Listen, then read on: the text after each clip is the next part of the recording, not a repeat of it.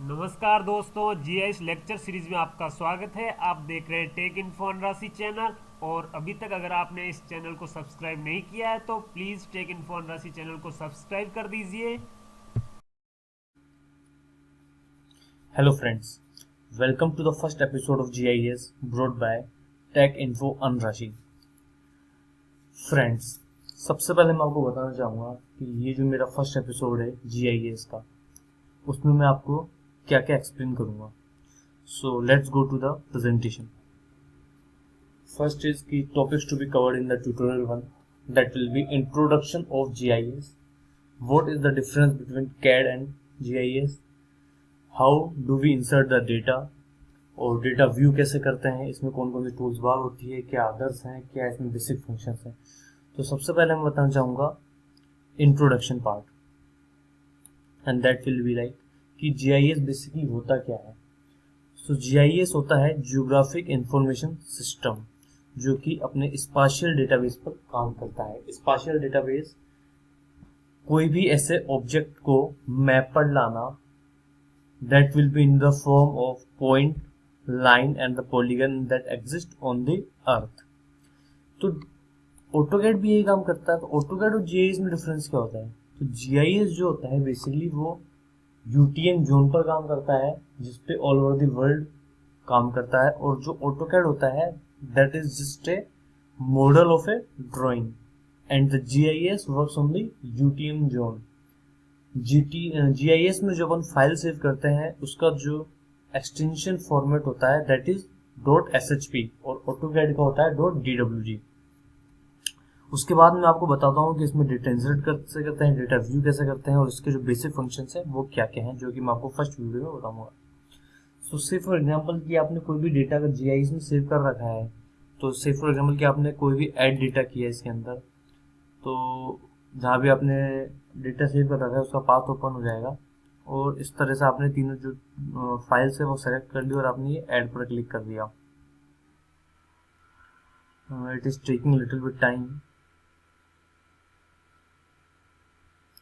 से for example इस तरह से ये आपने डेटा सेव कर दिया है. तो अब जो इसकी एक एक फंक्शन है वो मैं आपको बताता जाता हूँ कि ये जो है, ये वाला जो ऑप्शन है वो डेटा व्यू का है. ये जो ऑप्शन है वो लेआउट व्यू है. लेआउट व्यू अपने जब काम आएगा जब अपन को मैप्स प्रिपेयर करने हो, and that will be explained in my upcoming lectures. इसके बाद मैंने अगेन डेटा व्यू पे क्लिक कर दिया. अब मैं एक एक चीज आपको बताता हूँ. सबसे पहले कि जो इसका जूम इन ऑप्शन है वो कैसे काम करता है. इस तरह से जूम इन, जो कि हर सॉफ्टवेयर का बेसिक टूल होता है. इसके बाद जूम आउट, कि जहाँ पे अपन को जूम आउट करना हो. इसके बाद पैन, जहाँ अपन को चीज़ों को मूव करना हो. इसके बाद जूम, जैसे फॉर एग्जांपल कि अगर आपने बहुत ज़्यादा जूम इन कर दिया है और आप जूम एक्सटेंड करना चाहते हैं, तो इस तरह अगर आप पूरी फाइल को एक साथ देखना चाहते हैं तो ये देखिए तीनों फाइल आ गई है. तो अभी फिलहाल अपन इसी फाइल पर बात करेंगे. इसके बाद किसी पर्टिकुलर फ्रेम में अगर आपको कोई चीज़ अपनी फिक्स जूम इन करना है, कि आपको फिक्स एकदम किसी पर्टिकुलर एरिया में जूम इन रखना हो. उसके बाद अगर आपको गो टू प्रीवियस एक्सटेंट है कि अपन को अपने इससे पहले जो आपने जूम इन जूम आउट किया था, इससे पहले जो स्केलिंग थी आपको उस पर वर्क करना हो, ये सेम उसी का गो टू नेक्स्ट एक्सटेंट. ठीक है. उसके बाद अपन को कोई एलिमेंट सेलेक्ट करना हो, ये जो है एट्रीब्यूट टेबल में ये काम आएगा. जो ये लेयर वाला जो एरिया है उसमें एक चीज़ मैं आपको बता दूं कि ये जो पोर्शन है, ये जो लेफ्ट साइड में पोर्शन है वो कहलाता है टेबल ऑफ कंटेंट्स का. इसको आप कहीं भी मूव भी करवा सकते हैं इस तरह से. अभी मैं इसको फिक्स कर देता हूँ यहाँ पर. और ये जो पोर्शन कहलाता है वो कहलाता है आपका मैपिंग व्यू, या जहाँ भी अपन डेटा व्यू जो अपन करते हैं वो इसी एरिया के अंदर अपन जो मैप्स वगैरह जो भी प्रिपेयर करेंगे वो इसी के अंदर करेंगे. दूसरा आता है आई, कि किसी भी पर्टिकुलर एरिया के लिए, किसी भी पर्टिकुलर ऑब्जेक्ट के लिए अगर आपको कोई इन्फॉर्मेशन चाहिए तो इस आई पर क्लिक करें. जैसे आप आई क्लिक करेंगे और ड्रैग एंड ड्रॉप करेंगे तो जैसे फॉर एग्जांपल आपने इस पर्टिकुलर एरिया पर क्लिक किया तो इसकी जो इन्फॉर्मेशन है वो आपको शो होने लग जाएगी कि इसकी क्ले है या डेप्थ फर्स्ट है सेकंड है, जो भी इसका एट्रीब्यूट है जो आपने इंसर्ट कर रखे हैं. इसके बाद से फॉर एग्जांपल आपको इस पर्टिकुलर पॉइंट की अगर इन्फॉर्मेशन चाहिए तो आप इस पर क्लिक करिए, और इसकी जो एट्रीब्यूट्स आपने इंसर्ट कर रखे हैं जिस तरह से, तो वो सब कुछ ओपन होकर के आ जाएगा। इसके बाद आपको वापस से आई को हटाना है और वापस से आपको जस्ट इस पर क्लिक कर देना है, जिससे ये नॉर्मल आ जाएगा। इसके बाद ये HTML पॉपअप है, जो मैं आपको मेरे नेक्स्ट अपकमिंग लेक्चर में कि आप किस तरह से HTML पॉपअप को एक्टिव करके आप कैसे इसको हाइपरलिंक कर सकते हैं। अगर आपने कहीं कोई इसकी पिक इंसर्ट कर रखी होगी तो जैसे आपको इस पर क्लिक करेंगे तो इसकी पिक ऑटोमेटिकली ओपन हो जाएगी, अगर आपने HTML पॉपअप एक्टिवेट कर रखा होगा तो। इसके बाद आता है मेजर से फॉर एग्जांपल आपको कुछ भी जैसे ऑप्शन मेजर करनी है, जस्ट कि इस पॉइंट से लेकर के इस पॉइंट तक की डिस्टेंस क्या होनी चाहिए। तो से फॉर एग्जांपल ये आ गया है इस तरह से। अगर आपको डिस्टेंस किसी और तरह से चाहिए, डिस्टेंस में अगर आपको किलोमीटर में डालना है तो ये 3.02 किलोमीटर सेगमेंट और 19 किलोमीटर इसकी लेंथ आ गई है। से फॉर एग्जांपल अगर आपको एरिया इंसर्ट करवाना है तो एरिया के अंदर भी हेक्टेयर में है तो एरिया में आ जाएगा, लेकिन उसके लिए पहले आपको पॉलीगन बनाना पड़ेगा। ठीक है फ्रेंड्स, ये इसके पहले भी कर दिया है। तो किसी भी कोई भी अगर आपको डिस्टेंस मेजर करनी है, कोई एरिया मेजर करना है, तो इसके लिए आप स्टूडियो काम करता है। वापस से मैंने इस पर क्लिक कर दिया सेलेक्ट एलिमेंट पर, जिससे भी नॉर्मल हो गया।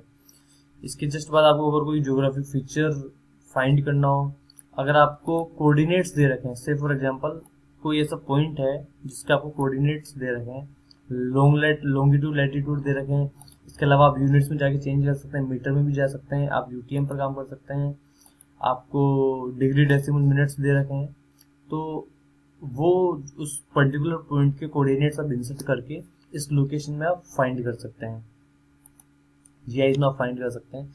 इसके अलावा आप चाहते हैं कि आपको एडिटिंग करनी है, किसी पर्टिकुलर पॉइंट को रोटेट करना है या किसी के एट्रीब्यूट्स में एडिटिंग करनी है, तो वो स्टार्ट टूलबार एडिटिंग टूलबार में जाकर के स्टार्ट एडिटिंग करके आप वो कर सकते हैं।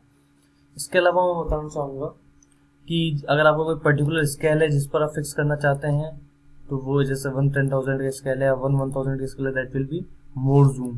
लेकिन अपन जिस पर काम करते थे वो 1 इस पर था। तो अगर आप इसको कुछ और काम करना चाहते हैं और अपने कन्वीनियंस के हिसाब से अगर आप इसको जूम इन जूम आउट करना चाहते हैं तो आप इस स्केलिंग की हेल्प से कर सकते हैं। इसके बाद एडिटर टूल बार, जैसे कि मैंने आपको बताया था पहले भी, ये जैसे आप इस पर क्लिक करेंगे तो जो एडिटर टूल बार है ये गायब हो जाएगा। इसके बाद आता है आपका टेबल ऑफ कंटेंट्स, जो मैंने आपको ये बताया था, अगर आप इस पर क्लिक करेंगे टेबल ऑफ कंटेंट्स आ जाएगा। तो टेबल ऑफ कंटेंट्स यहीं से आता है बेसिकली। इसके बाद आप चाहेंगे कि कैटलॉग अपने आप में कैटलॉग में टूल्स होते हैं, अपने आप को अपना जिसका जो फोल्डर क्रीचर होता है, जो फोल्डर स्ट्रक्चर होता है, वो इसमें आता है कैटलॉग में। उसके बाद अगर आप चाहते हैं कि आप आर्क टूल बॉक्स पर काम करें, आर्क टूल बॉक्स पर इस सबके अपने अपने अलग अलग टूल होते हैं। जैसे for example editing tool bar है, फ्लिप लाइन है, स्नैप करना हो, ट्रिम लाइन करना हो, या कोई कन्वर्जन टूल्स अगर आपको कोई यूज करना हो, से फॉर एग्जांपल आपको GIS फाइल KML में इंसर्ट करनी हो, GIS से AutoCAD में इंसर्ट करनी हो, फ्रॉम KML तो कुछ करना हो, तो जिस भी तरीके के टूल आपको यूज करने हो वो सब टूल्स जो हैं वो आप यूज कर सकते हैं इसके अंदर, और अपनी कन्वीनियंस के according it depends upon the user कि आपको क्या बेसिकली यूज करना है। उसके बाद पाइथन में आपको बताऊंगा कि आगे क्या होता है, और जैसे जैसे आप आगे जाते जाएंगे आपकी सॉफ्टवेयर के अकॉर्डिंग क्या क्या आपकी नेसेसिटी है, उसके अकॉर्डिंग आप अपने जो सॉफ्टवेयर है उसके जो टूल्स हैं हर एक टूल्स का यूज कर सकते हैं। आज का जो मेरा लेक्चर है वो एक इंट्रोडक्टरी लेक्चर है, जिसमें मैंने आपको बताया कि डेटा व्यू, डेटा इंसर्ट कैसे किया जाता है, कैसे क्या चीज़ यूज़ की जाती है। अब मेरा जो नेक्स्ट अपकमिंग लेक्चर होगा इसमें मैं आपको बताऊंगा कि एट्रीब्यूट्स कैसे इंसर्ट करते हैं। आप जो कोई CSV फाइल है, जो कि एक्सेल फाइल है, उसको आप कैसे इंसर्ट कर सकते हैं। आप इसमें जो शेप फाइल है वो कैसे क्रिएट कर सकते हैं, जो कि पॉइंट, लाइन और पॉलीगन की होती है। इसके अलावा मैं बताऊंगा आपको कि आगे जाकर के आप फाइल को जो कन्वर्ट कैसे कर सकते हैं, KML टू लेयर या लेयर टू KML। आप GIS से जो फाइल है वो AutoCAD में कैसे इंसर्ट कर सकते हैं, और भी आपके अकॉर्डिंग जो एक टूल्स होती है जो आपकी कन्वीनियंस के अकॉर्डिंग, जो आपके रूटीन वर्क में जो आपके काम आता है, वो बेसिक हर चीज़ मैं आपको सिखाऊंगा। आप इसमें जियो रेफरेंसिंग भी कर सकते हैं GIS में, और भी कई चीज़ें हैं। GIS एक अपने आप में एक ह्यूज फील्ड है, और आप इसको कई तरह से काम में ले सकते हैं। अगर कोई जीआई सीख जाता है तो वो अपना एक करियर बना सकता है जीआई में। मैं कोशिश करूंगा कि आपको हर तरह से मैं अपने वीडियोस की हेल्प से आपको हर एक चीज़ वो प्रोवाइड करवा सकूं जो आपको रिक्वायर्ड है आपके प्रोफेशनल करियर में, आपके रूटीन वर्क में जीआई आपको कैसे काम कर सकता है। सो फ्रेंड्स, आज तक के अभी के लिए इतना ही। मैं चाहूँगा कि अगर आपको मेरा वीडियो पसंद आया और अगर आप आगे ट्यून्ड अप रहेंगे मेरे चैनल के साथ, टेक इन्फो अंदाशी जिसका नाम है, तो please like it, subscribe it, and please press the bell icon. So thank you so much and stay tuned for more upcoming videos on technical things.